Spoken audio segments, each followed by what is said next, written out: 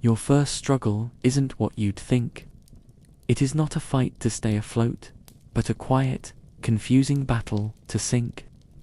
You are born with a coat so full of air that you are bound to the surface, a helpless cork on an endless ocean, unable to reach the cool, dark world just beneath you. This is your first lesson, to surrender to being weightless, and to the living raft that is your mother. Before we begin, take a deep breath and let the room grow quiet. If these soft journeys bring you peace, feel free to like and subscribe, and let me know in the comments where you're listening from and what time it is there. It's always comforting to know who's resting alongside us tonight. Now, close your eyes and let the wilderness unfold. You are a sea otter pup, and the world is a gentle, tilting, liquid blue dream. Your first and most defining experience is one of profound buoyancy, a quiet struggle not against sinking, but against your own inability to do so. Your baby fur, a dense and downy coat of unparalleled thickness, is so filled with trapped air that it acts as a perfect, inescapable life jacket. You are a cork, a fluffy seed pod, a small, living raft adrift on the great, calm ocean. You try to kick your small, webbed feet, a frantic, instinctive motion to propel yourself, but the effort only results in a soft, clumsy rotation, a slow spin under the vast, open sky. There is no purchase to be found, no resistance to push against. The water yields to your every movement, a soft, formless medium that offers no leverage, only a constant, upward lift. You try to roll over, to dive, to explore the world beneath you that you can sense but not yet reach, but the water holds you fast to its surface, always pushing you back up with a gentle, final insistence. This is your first lesson. You belong to the surface, to the world of light and air, held in the ocean's steady and unwavering embrace.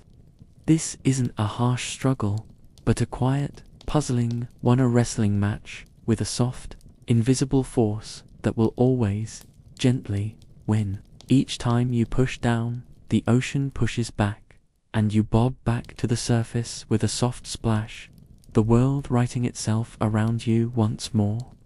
The struggle is not one of survival, but of control, and you have none. This surrender is your first peace. You are not alone in this boundless blue. Your entire world is, in fact, resting upon the warm, living island of your mother. You lie on her chest, a space that seems designed for you, feeling the rhythmic, steady rise and fall of her breathing. Her breath is a tide that is more immediate and more important than the ocean itself. With every inhale, you rise gently, and with every exhale, you sink a little deeper into the warm cradle of her body. Her body is your anchor, your harbor, your first home. Her fur, damp and sleek, feels different from your own fluffy coat. It is the texture of safety, a smooth, water-resistant shield against the cool sea. You can feel the deep, slow beat of her heart, a muffled drum that travels through her body and into yours. A constant and reassuring rhythm that syncs with the gentle rocking of the waves. It is a dual lullaby, the slow beat of her heart and the soft slap of water against her body. And it is the entire soundtrack to your new life. When you press your small face into her fur, you inhale her scent, a mixture of salt, sea, and a unique, musky warmth that is hers alone. It is the scent of comfort, the very definition of peace. It is the scent of your entire universe. This living raft is not just a place of rest, but a place of constant, gentle care. You feel her long, nimble fingers as they work their way through your dense fur. She grooms you constantly, her movements practiced and sure. She blows air into your coat, fluffing it, trapping more bubbles, reinforcing the buoyancy that keeps you so safely afloat. Each puff of her warm breath is a tiny, personal storm that rustles your fur and tickles your skin. Her diligence is a quiet, background hum to your existence, a constant act of maintenance that you do not understand but from which you derive all your security. Her paws are surprisingly deft, her claws carefully retracted as she works out any tiny tangles, ensuring that no cold water can ever reach your delicate skin. This grooming is a language, a conversation that says, you are protected, you are cared for, you are perfect. You relax under her touch, your small body going limp as she rolls you gently in the water to reach every part of your coat, always holding you, always keeping you close to her own body. Your eyes, small and dark, are new to the light. The world above is an overwhelming expanse of blue and white. The sun is a brilliant, blinding jewel that makes you squint and turn your head away. It hangs in the sky, a source of immense and powerful warmth that you can feel on your face and belly. It heats your dark fur, creating a pleasant, heavy feeling of comfort. You raise a soft, clumsy paw, not with conscious thought, but with a pure instinct to shield your sensitive eyes from the glare. You peer through the small gaps between your toes, and the world is transformed into a soft, focused dream of shifting light and shadow. The gesture is a small act of defiance against the immensity of the sky, your first attempt to moderate your own reality. You watch the clouds drift, great slow-moving countenance of white that change shape with an unhurried grace. They are silent ships on a blue ocean, and you watch them until your eyes grow heavy. Sometimes a gull will soar overhead, a flash of white wings against the endless blue, its lonely, crying call a distant, haunting note in the symphony of the sea. Its call speaks of a different kind of freedom, a freedom of the air that is as unattainable to you as the freedom of the deep. You are a creature of the line between, the place where water meets air, and you are, for now, perfectly content in your designated space. This ceiling of your world, this vast and ever-changing sky, makes you feel impossibly small, yet not insignificant, because you are held so securely upon your mother's chest, the center of her world, if not the world at large.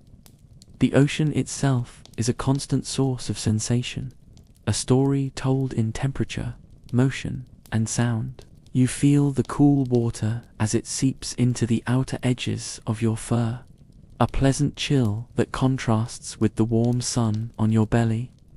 It is a reminder of the vast, powerful element that holds you. You can feel the subtle shifts in the current, the way the water pulls and pushes gently at your mother's body, a slow, watery dance that guides you both without a clear destination. The motion is your natural state. You do not know stillness. The world is always in flux, always rocking, always swaying, and you learn to find your balance within this constant movement, to trust in its rhythm. Every so often, a larger wave, a gentle swell born from a storm miles away, will lift you both high into the air with a slow, majestic motion. For a moment, you are at the peak, with a view of the endless, undulating sea all around you. And then you sink just as gently back into the trough, the horizon rising up to meet you once more. This slow, grand rocking is the rhythm of the deep ocean, a breath taken over many seconds, and it is a profoundly calming motion. You learn to relax into this rhythm, to let your small body rise and fall with the pulse of the sea. Your mother, completely at ease, seems to notice it no more than she notices her own breathing. Her peace is your peace. Her calm becomes your own. The sounds are a complex and beautiful symphony, a world of information for your newly opened ears. There is the constant, gentle lapping of the small waves against your mother, a soft and percussive rhythm that never ceases. It is the quiet metronome of your life. There are the louder, more dramatic sounds of a distant wave breaking over a rock, a soft whoosh followed by a sigh as the water recedes into a cascade of foam. You can hear the gurgles and pops as air bubbles, released from the kelp forests below, rise to the surface around you and burst in a tiny, effervescent fizz. And when you dip your head just so, tilting an ear beneath the surface, the world of sound changes entirely. The bright, clear sounds of the air are replaced by the muffled, mysterious sounds of the world below. Deep, resonant humming, the faint, crackling sound of a million tiny shrimp, the grinding sound of a crab moving among the rocks. It is a world of secrets just beneath you, a world you can hear but cannot see, a world that you are, for now, forbidden to join.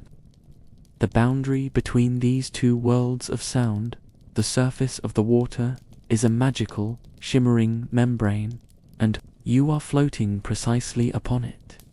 Sometimes she will speak to you. It is not a language of words, but of soft, chuffing sounds, of gentle nudges with her nose, of a low, reassuring hum that vibrates through you both. These small communications are everything. They are a constant check-in, a reminder that she is aware of you, that your comfort is her primary concern. If you let out a small, distressed squeak, her attention is on you in an instant. She will check your fur, she will nudge you closer, she will make a series of soft, questioning chirps, asking you what you need. Her entire being is focused on your survival. She may adjust her position slightly, shifting to better shield you from a splash, or use her own paw to groom a piece of your fur that has become matted with salt. Each gesture is one of quiet, focused love, a constant maintenance of the small, precious life in her charge. This, then, is the reality of your first days. A quiet, gentle struggle against an unyielding buoyancy. A world of sensory input, the vast sky, the endless water, the constant motion. But woven through it all is the thread of absolute security. The struggle is gentle because your mother is here. The world is vast, but her body is your island. The ocean is powerful, but you float upon its surface as if by magic. You are a paradox, completely helpless, yet perfectly safe, utterly vulnerable, yet untouchable. You are a small, furry, air-filled question mark floating on the surface of a deep blue answer, and in this strange, floating nursery, cradled between the sea and the sky, you finally cease your small struggles. You surrender to the rhythm of the waves. You surrender to the constant upward pressure of the water. You surrender to the beat of your mother's heart, and you drift into a deep, weightless, and peaceful sleep. A tiny vessel of life, rocked in the cradle of the great, wide ocean. Let us now shift our focus from the small, floating world of the pup to the consciousness that makes such a world possible. Let us follow the mother. Her existence is a constant, quiet balancing act between her own needs and the absolute, unconditional needs of her offspring, while you, the pup, drift in a state of warm, buoyant peace. A different set of instincts is stirring in her. It is the call of the ocean's pantry, the need to replenish the energy she so freely gives to you in the form of warmth and milk. She knows you are safe for a time. Your remarkable fur, a gift of evolution she has passed down to you, will keep you afloat, a tiny unsinkable beacon on the calm sea. But she will not leave you for long. Her mind is forever tethered to you by an invisible cord of maternal devotion. The longest she can be gone is measured in a handful of minutes, the length of a single, deep breath. The separation is an act of supreme gentleness, a maneuver perfected over a lifetime of such partings. She begins not with movement, but with sound. She makes a series of soft, reassuring chirps, a sound you register even in your sleepy state. It is a promise of return, a gentle notification that the world is about to change for a moment. Then, with a movement as smooth as water flowing over stone, she begins to slide out from underneath you. It is a slow, controlled subsidence, her body deflating like a raft, lowering you until you are floating not on her, but beside her. For a moment, you feel a sense of loss, the solid, living warmth of her body replaced by the cool, indifferent embrace of the ocean alone. You bob on the surface, a little more vulnerable now, and you let out a soft, questioning squeak, a single note of uncertainty. From a few feet away, her head pops up, her dark, intelligent eyes fixing on you, and she answers with another soft call, a specific vocalization that means, "I am here, I am close, be still." This is a silent contract she makes with you, a lesson in trust that is among the first you will ever learn. You must learn to be alone for these few precious moments, and you must trust that she will not abandon you. Reassured by her presence, by this thread of sound connecting you, you settle down, your small body floating peacefully, your head turning to watch as she prepares for her journey into the world below. She gives you one last, long look, her gaze, a physical touch, a final check. Then she takes a deep, preparatory breath, her lungs filling with the precious air that will sustain her in the deep.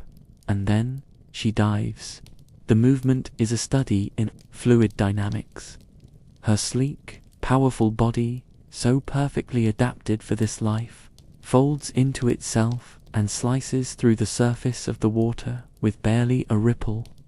A stream of silvery bubbles, like scattered pearls, trails behind her, marking her path as she descends into the blue-green twilight of her true domain. The world changes instantly. The bright, open air is gone, replaced by a cool, dense, and quiet medium. The pressure of the water on her body is a familiar, comforting weight. The light here is different, transformed by its passage through the water.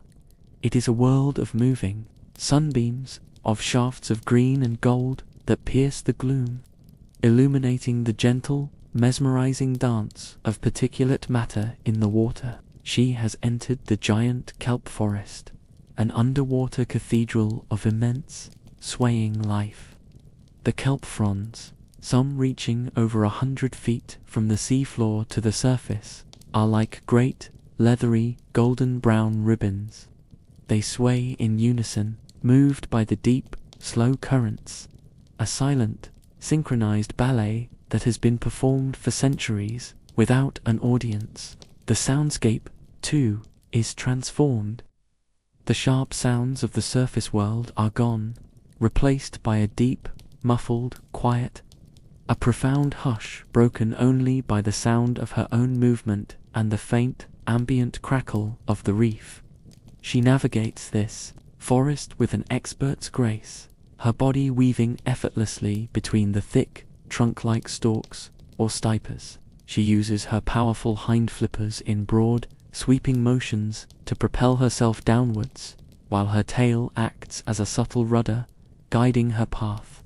Her front paws are held neatly against her chest, ready for work when she reaches her destination. She is completely at home here, her movements economical and precise, a creature perfectly in its element. As she descends, she passes through different layers of the forest, each with its own character. Near the surface, the light is brighter and small.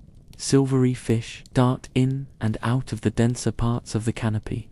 She passes a school of blue rockfish, their bodies flashing as they part to let her through, their collective form moving as one, a shimmering cloud of life that melts away into the green shadows.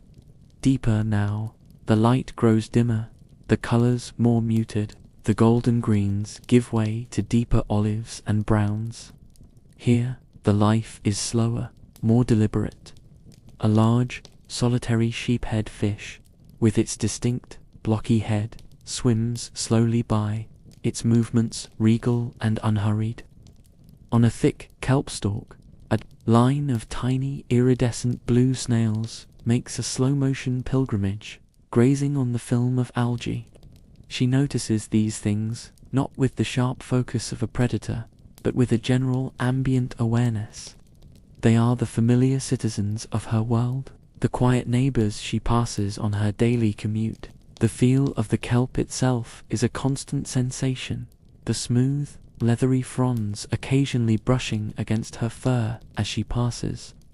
The water is colder here, a deep and steady coolness that her dense coat easily repels, keeping her core perfectly warm. Her journey downward is a slow, spiraling descent, a meditative passage through a world of profound peace and silent, growing things. She is a part of this world, another moving form in the slow, underwater dance. She reaches the ocean floor, a landscape of rocks, sand, and vibrant life. Here, the water is at its coldest, the pressure at its most intense. She settles onto a patch of sand, her paws stirring up a small, temporary cloud of sediment that quickly settles in the still water. And now, the search begins. She uses not her eyes, which are less effective in the dim light, but her paws and her exquisitely sensitive whiskers. She is a tactile hunter. She approaches a cluster of boulders, barnacle-encrusted and ancient, and begins to probe the dark crevices between them. Her long, flexible fingers, so human-like in their dexterity, explore spaces her eyes cannot see.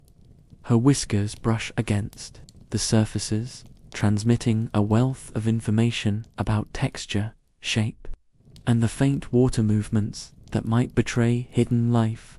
She is searching for the telltale signs of her prey, the spiny, globular shape of a sea urchin, the hard shell of an abalone clamped tightly to the rock, or the scuttling form of a rock crab. Her search is patient and methodical.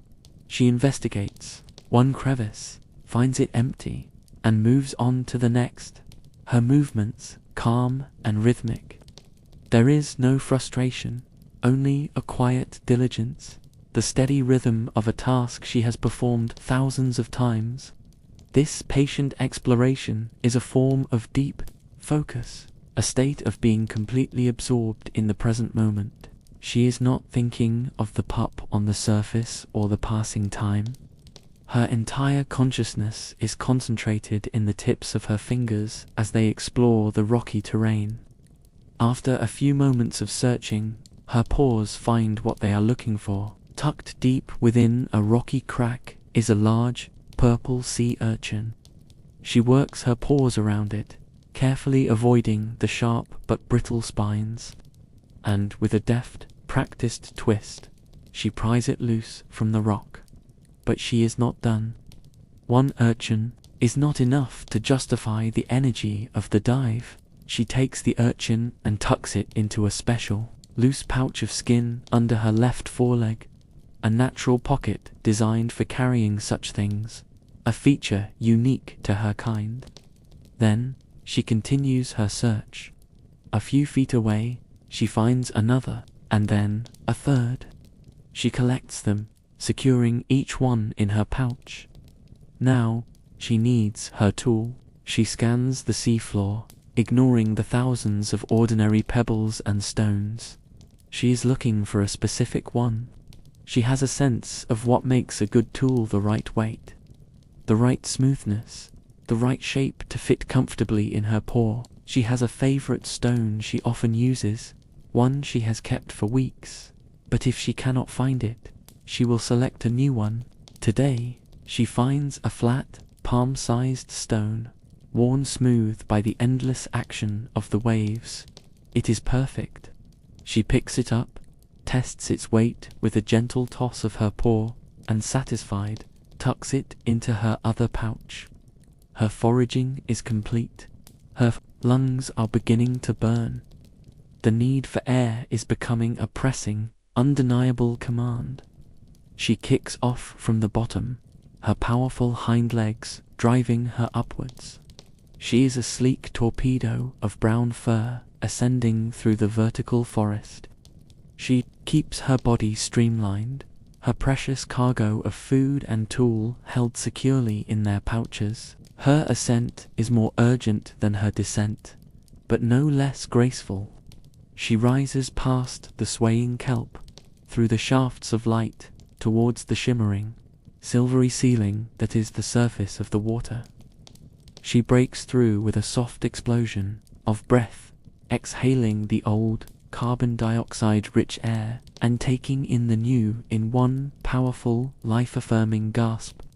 Her first action, before anything else, is to look for you. She scans the surface, her head turning, and sees you instantly, floating exactly where she left you. A small, fluffy beacon in the vastness. A soft chirp escapes her, and you chirp back, a call and response that reaffirms your connection across the water. The invisible cord that binds you has held fast. Now, the second phase of her work begins. She flips onto her back, her natural resting position, and floats effortlessly, a living dining table.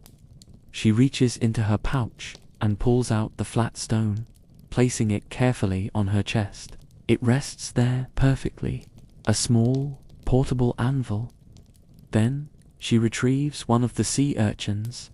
Holding it firmly in her front paws, she raises it and brings it down smartly onto the rock. The sound is sharp and clear, a rhythmic tap, tap, tap, tap that echoes across the calm water. It is the sound of industry, the sound of a skilled artisan at her work. After a few well-aimed blows, she cracks the urchin's hard outer shell, exposing the soft, rich roe inside. She then uses her sharp teeth and nimble fingers to scoop out the contents, eating with a focused satisfaction. She repeats the process with the other urchins, her movements efficient and practiced. This is not just a meal, it is a ritual. It is the culmination of a journey into another world, a demonstration of skill, intelligence, and foresight. It is the act that fuels her body, that creates the milk that will fuel yours. After she has finished her meal, the ritual of cleanliness begins. She discards the empty shells and the stone, letting them sink back down to the seafloor, a gift returned to the ocean. Then she begins to wash. She rolls and somersaults in the water, rubbing her face, her chest, and her paws with a vigorous energy. She uses the water to clean away any scraps of food, any lingering stickiness. Her cleanliness is a matter of survival, as a clean coat is a warm, waterproof coat. When she is satisfied, her work is finally, truly done. The cycle is complete. She has provided for herself, and in doing so, has ensured she can continue to provide for you. With a few powerful kicks, she swims back to you. She nudges you with her head, then gently maneuvers you back onto her chest, back onto your rightful throne. You settle in, feeling the familiar rhythm of her heartbeat once more. You are unaware of the journey she has taken, of the strange and beautiful world she visited, of the skillful work she performed. All you know is that she was gone, and now she is back. Your island has returned. The warmth is back. The deep, resonant hum begins in her chest again, a sound of contentment and reunion. And you, feeling the profound sense of security wash over you once more, close your eyes, completely trusting in this diligent, powerful, and loving creature who is your entire world. Let us now pull our focus away from the intimate story of mother and pup, and allow our awareness to drift, to settle upon the habitat itself. We will explore the quiet marvels and hidden life of the great kelp forest. This is not just a collection of seaweed, it is a living, breathing, three-dimensional world. A vibrant underwater city built of sunlight and salt water, a place of immense beauty and profound tranquility. Its secrets are layered, from the sun-drenched canopy at the surface to the mysterious, shadowy world of the seafloor below. Our journey begins at the very top. On the ceiling of the forest, a place where the ocean and the atmosphere meet. Here, the upper fronds of the giant kelp, buoyed by small, gas-filled bladders called pneumatocysts, spread out across the water. They form a thick, tangled mat that floats on the surface, a golden-brown canopy that stretches for miles. These small bladders, smooth and leathery to the touch, feel like small, resilient balloons, each one a tiny pocket of air dedicated to lifting the heavy plant towards the life-giving sun. This canopy creates a unique environment, a place of calm and shelter in the often restless Pacific. The thick blanket of kelp dampens the energy of the incoming waves, transforming powerful ocean swells into gentle, rolling undulations. It is a natural breakwater, a floating meadow that provides a safe haven for countless creatures. We can see the way the sunlight warms the surface of these broad, leathery leaves, making them shine with a golden-green luminescence. This is the power station of the forest, where photosynthesis occurs on a massive scale, converting sunlight into the energy that fuels this entire ecosystem. Living on these floating leaves is a world in miniature. Small, almost translucent, crabs, no bigger than a thumbnail, scuttle across these buoyant platforms. Their movements quick but deliberate as they graze on the microscopic algae that grows there. They are the tiny, diligent gardeners tending to the forest's rooftop. A brightly coloured nudibranch, a sea slug of impossible beauty with its frilly, flower-like gills, might be seen laying a delicate, ribbon-like spiral of eggs on the underside of a kelp frond, a splash of vibrant colour in the muted palette of the canopy. This floating world is also a place of rest and opportunity. A seabird, perhaps a cormorant or a grebe, uses the thick canopy as a temporary resting place.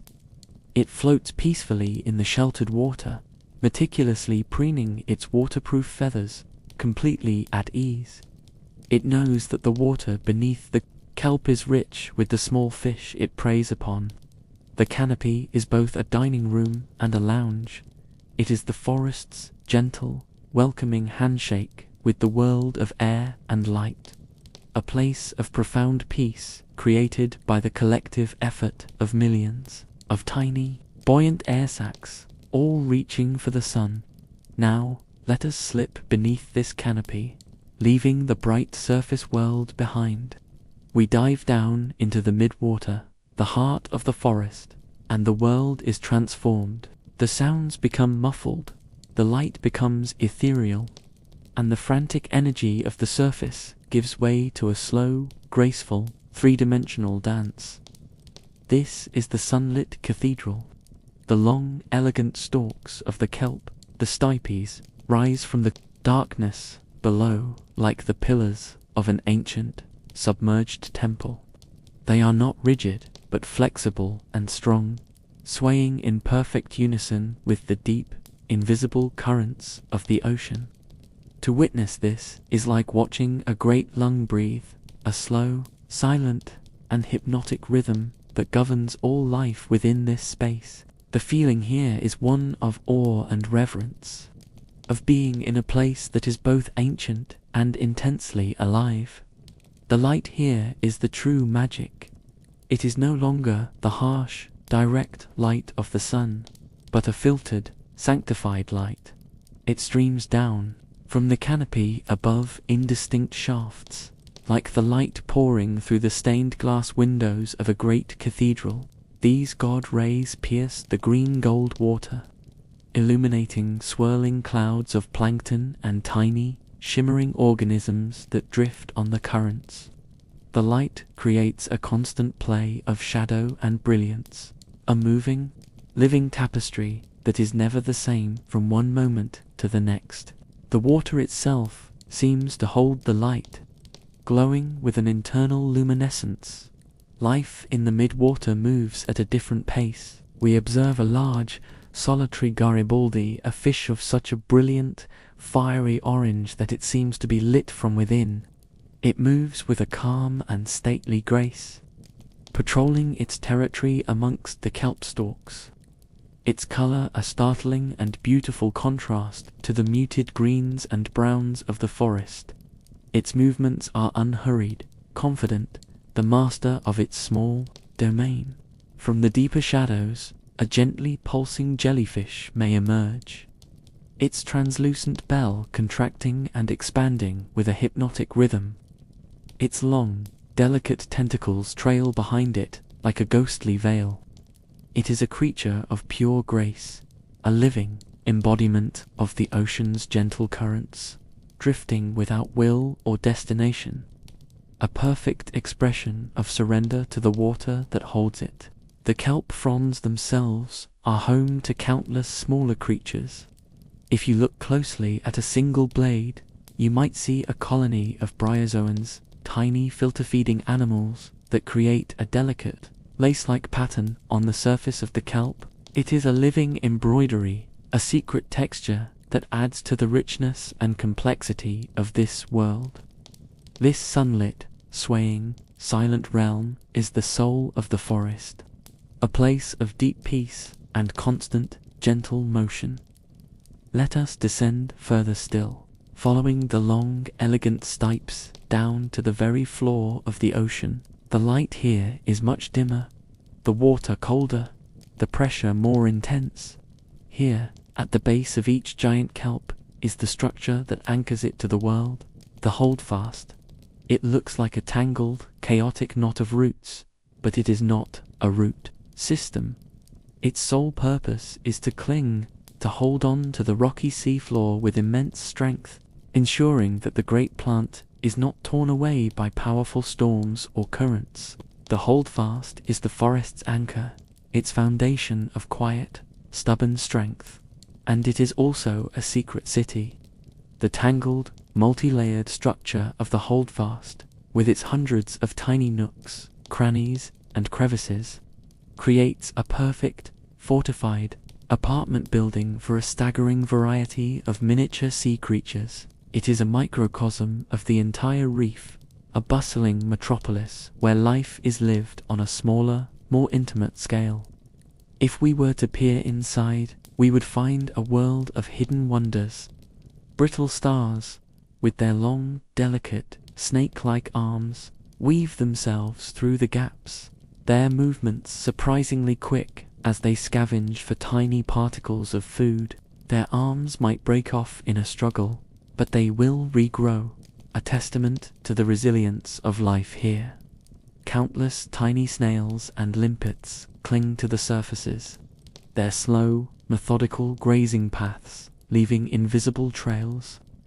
Small, colorful isopods, like underwater insects, crawl through the miniature tunnels, their segmented bodies perfectly designed for this complex, three-dimensional environment. A decorator crab, a master of camouflage, might be seen meticulously attaching tiny pieces of sponge and seaweed from the holdfast onto its own shell, creating a living disguise that renders it almost invisible to predators and prey alike. Its work is slow and painstaking, the art of a patient and meticulous creature. A small, shy octopus may have claimed a larger crevice as its temporary den, its soft, intelligent eyes peering out from the darkness, observing the quiet life of its many neighbors.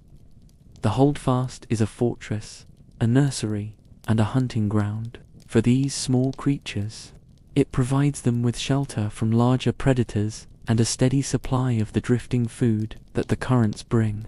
It is a perfect example of how one form of life can create the foundation for thousands of others, a secret, thriving city hidden in plain sight at the base of the great, swaying forest. Now, let us observe the masters of stillness that inhabit the seafloor around the whole. These are the patient hunters and the perfectly hidden, creatures whose survival depends not on speed, but on an immense, meditative capacity for waiting. On a flat, sandy patch between two rocky outcrops, the sand itself seems to shimmer for a moment. An outline appears, as if sketched by an invisible hand. A flatfish, perhaps a halibut or a sole, reveals itself. It has been lying perfectly still, its dappled, sand-colored skin providing almost flawless camouflage. Its body is a flat, living diamond, and its two eyes are situated on the same side of its head, forever looking up towards the water column, waiting for a small, unsuspecting fish to stray too close.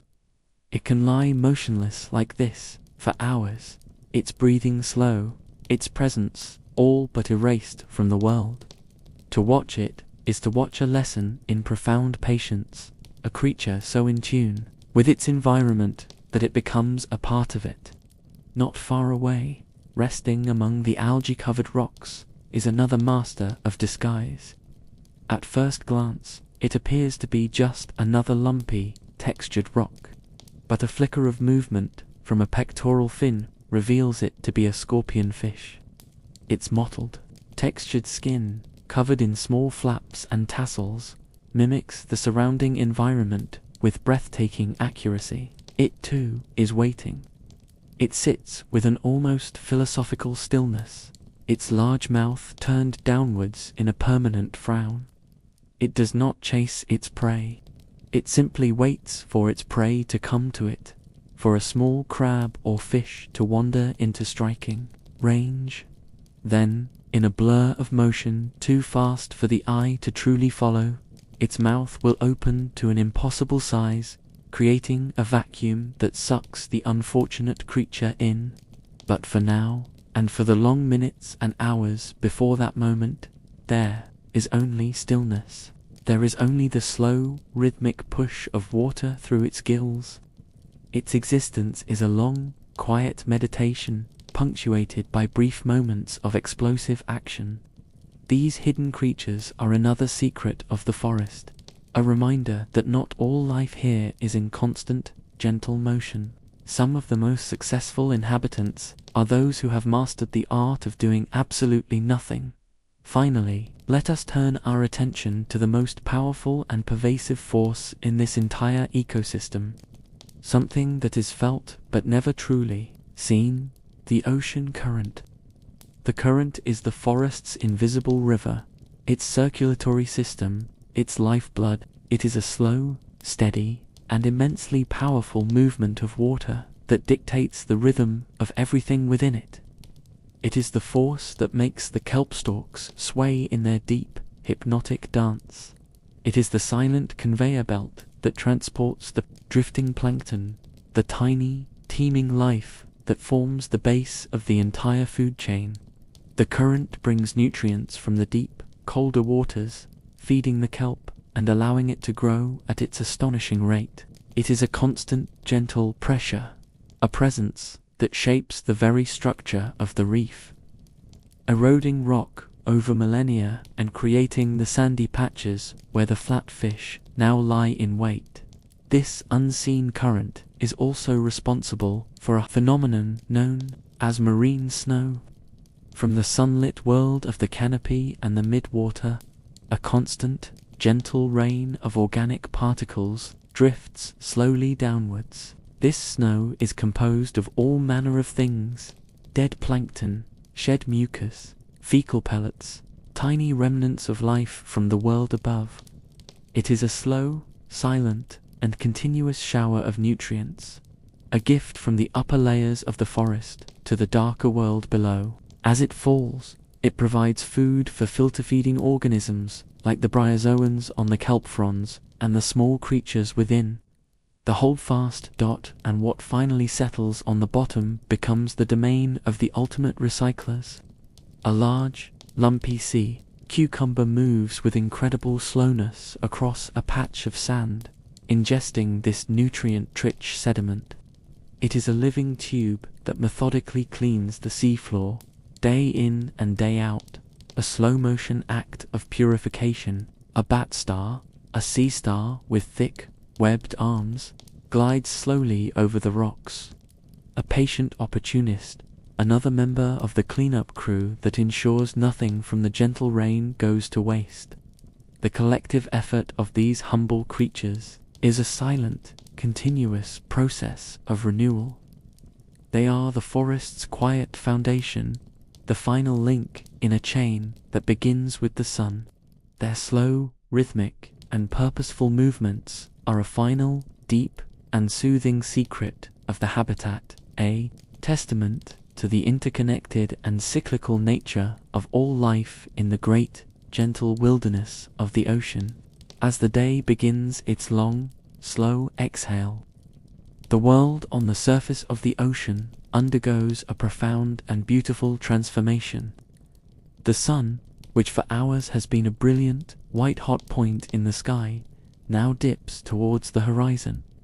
It is no longer an object to be avoided, but a great, golden orb, losing its harshness and gaining a warm, approachable glow. The quality of the light changes completely, minute by minute. The sharp, bright blues of midday soften into a palette of incredible richness. The harsh glare on the water's surface dissolves, replaced by a gentle, shimmering path of gold that seems to stretch from your very eyes to the descending sun itself. You watch as the sky is painted in strokes of soft pink, then of fiery orange, and finally a deep and calming lavender. These colors are reflected on the surface of the water, so that for a few precious moments you are no longer floating on a simple blue ocean, but on a sea of liquid fire, of molten gold, of mother-of-pearl. From your vantage point on your mother's chest, you watch this silent, majestic spectacle. The air itself begins to change. It loses the bright heat of the day and takes on a crisp, clean scent, a mixture of salt and the cool, damp air that rises from the deeper, colder parts of the ocean. The gentle breeze that has been playing with your fur all day seems to soften, to sigh itself into stillness. The world becomes a quieter place. The calls of the daytime gulls, once sharp and frequent, are now replaced by the softer, more mysterious sounds of the coming night. You might hear the distant, lonely call of a sandpiper on a far-off shore, or the soft splash of a fish jumping in the distance. The shadows grow long, stretching out from the kelp canopy and the distant, dark line of the coast. The world becomes a softer, less defined place, the sharp edges of the day blurring into a dreamlike state. A gentle transition that signals to every creature that the time for rest is approaching. It is a time of deep, instinctual peace, a natural winding down that your small body feels in its very core. Your own energy, once spent in playful nips and kicks, now begins to wane, replaced by a comfortable, heavy-limbed lethargy. The day has been full of new sensations, of learning the texture of the world, and now your mind and body are ready for the deep, restorative peace that the night promises. Your mother feels this change as well, not as a poetic shift, but as a deep and ancient imperative. An internal clock, tied to the fading light and the angle of the sun, tells her that it is time to secure a place for the night. While she is comfortable anywhere in her domain, she knows that the ocean's currents can be unpredictable. A deep sleep on the open water could see you both drifting miles away into unfamiliar territory or stronger currents. She needs an anchor.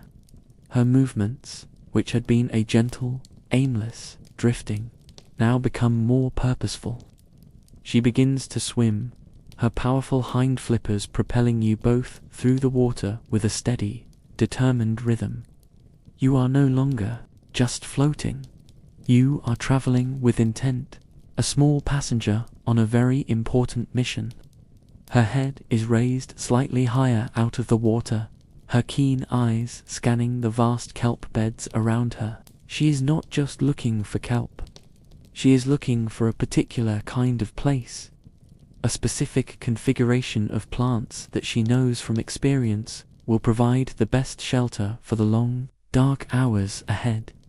She guides you towards a part of the kelp forest where the canopy is at its thickest and most robust. This is a place she knows well, a sheltered cove where the kelp grows strong and the water is particularly calm, shielded from the main force of the ocean swells. She moves through the floating fronds, testing them, not with her paws, but with the feel of them against her body as she swims. She can sense the thickness and health of the kelp stalks, the stipes, by the resistance they offer. She passes by patches of younger, thinner strands, knowing they would not suffice, that they might break in a strong nighttime current. Her search is not frantic, it is calm, assured, the work of an expert who knows her materials intimately. She is a mariner choosing her mooring, a weaver selecting the strongest threads, a mountaineer testing her ropes. We observe her as she finds a promising section. She dives for a brief moment, leaving you bobbing on the surface, to inspect the holdfasts below, ensuring the plants are well anchored to the rocks. Satisfied, she resurfaces with a soft chuff, her decision made. This will be your bedroom for the night. You, nestled on her chest, are simply a witness to this quiet expertise, trusting completely in her judgment, feeling the gentle resistance of the kelp leaves as she pushes through them on her quiet, essential quest.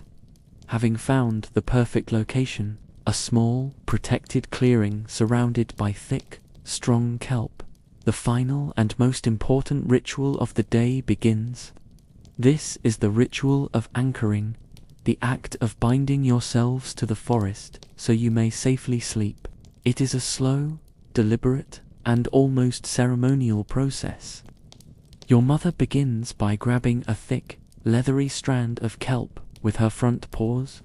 It is a long, powerful ribbon of life, covered in a slick, smooth coating of algae. She tests its strength with a firm tug, her muscles tensing, ensuring it is strong enough to hold her own weight and yours against the subtle but relentless pull of the tide. Satisfied, she begins to wrap it around her own body.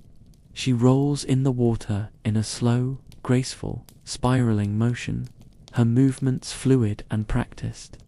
The kelp frond, cool and smooth, winds around her torso like a great green belt, a living sash that connects her directly to the forest. She repeats this process, grabbing another strong strand and wrapping it in the opposite direction over the first one, creating a secure, crisscrossing harness that will distribute the tension evenly. Now, it is your turn. Her attention shifts entirely to you. She takes a smaller, more flexible strand of kelp, one that is soft and pliable, and she gently begins to wrap it round you. The sensation is a strange one, a gentle, cool pressure on your warm, fluffy fur. You feel the long, smooth leaf tuck under your small back, over your round belly, and then loop around again.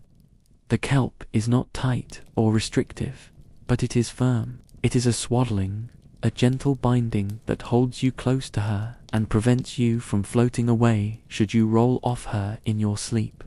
She fusses with it, making small adjustments with her teeth and paws until she is satisfied that you are both comfortable and secure. You are now lashed together, two small vessels moored in a safe harbor. You are physically connected, not just to each other, but to the living, swaying heart of the forest itself. This act is the ultimate expression of her care. She has not just found you a bed, she has tied you to it. It is a physical manifestation of her promise to never let you go, a knot of algae and love. The feeling is one of profound, absolute security, of being held not just by a mother's embrace, but by the strong, living arms of the wilderness itself. There is no longer any fear of drifting, no uncertainty. There is only the deep peace of being anchored, of being home. With the anchor set and your small family safely moored for the night. One last ritual remains, one that bridges the space between waking and sleeping. It is the final grooming, an act that is less about the functional necessity of cleanliness and more about connection, comfort, and deep relaxation. The light is almost completely gone now. The world is lit only by the soft, silvery glow of the rising moon and the distant, cold, glittering light of the stars. In this gentle, encompassing darkness, your mother begins to groom your fur. But her movements are different from her brisk, efficient daytime efforts. Her strokes are longer, slower, more languid. She uses her nimble fingers and her warm, wet nose to work through your coat with a practiced, loving touch. She pays special attention to the fur around your face, your ears, and under your chin. Her gentle puffs of warm air as she blows into the fur are a soothing, rhythmic whisper against your skin, a sound that is almost a purr. This is not about removing salt or trapping air for buoyancy. This is about touch, about reassurance, about preparing the mind for sleep. Her actions are a form of deep, quiet meditation, a final act of love to close the day, her focus entirely on your comfort. This gentle grooming awakens in you the final instinct of the evening, the need to nurse. It is not a need born from a gnawing hunger, but from a deeper, more profound desire for ultimate comfort and closeness. It is the need to reaffirm the bond, to feel the life-giving warmth that is the source of all your security. You nuzzle against her, your small mouth seeking the familiar place. She welcomes you, adjusting her position slightly to make it easier for you, her body a soft and yielding pillow. The warm milk is a blissful, calming balm. It fills your belly and sends a wave of deep, heavy relaxation that radiates through your entire body. Your muscles, which were already relaxed, now seem to dissolve into a state of pure, boneless contentment. The world, which was already small, now shrinks to a single point of sensation. The warmth of the milk, the feeling of your mother's fur against your cheek, the sound of her deep, slow breathing, and the impossibly gentle rocking of the sea. This is the final comfort, the last and most powerful signal to your body that the day is over and it is safe, completely and utterly safe, to let go of the world. The world now begins to fade entirely. The rhythmic act of suckling has slowed to a stop, and your mouth relaxes. You are full, you are warm, and you are anchored. There is nothing left to do. Your consciousness, no longer tethered to any need or sensation, begins to drift, to fray at the edges. The sounds of the night become a distant, blended lullaby, a soft and fuzzy blanket of noise. You can hear the gentle, almost silent slap, slap, slap of the water against the kelp leaves around you, a sound as soft as a whisper. You can hear the soft, watery sigh of your mother's own breathing as she, too, begins to fall into a deeper sleep. Occasionally, you hear her make a soft, chattering sound, a sleepy murmur that is the otter equivalent of a dream-filled sigh. These are the sounds of ultimate peace, the sounds of a world winding down. Your own body feels heavy, yet completely weightless. a paradox you no longer struggle against, but have come to accept as your natural state. You feel the gentle, constant, upward pressure of the water, a hand that will never stop holding you. You feel the secure, comforting wrap of the kelp frond, a gentle seatbelt holding you in place, and most importantly, you feel the solid, living presence of your mother beneath you, the island that is your entire world. Her heartbeat, a slow, deep, and steady thump-thump, thump-thump, is the last rhythm you are aware of. It is the rhythm of your own heart. It is the rhythm of the ocean. It is the rhythm of sleep itself. And so, with no struggles left to struggle, with no needs left unmet, you finally release your hold on the waking world. You stop trying to understand. You stop trying to see or hear. You simply allow yourself to be. You surrender completely to the darkness, to the warmth, to the gentle, endless rocking of your cradle on the sea. You are safe. You are loved. You are asleep.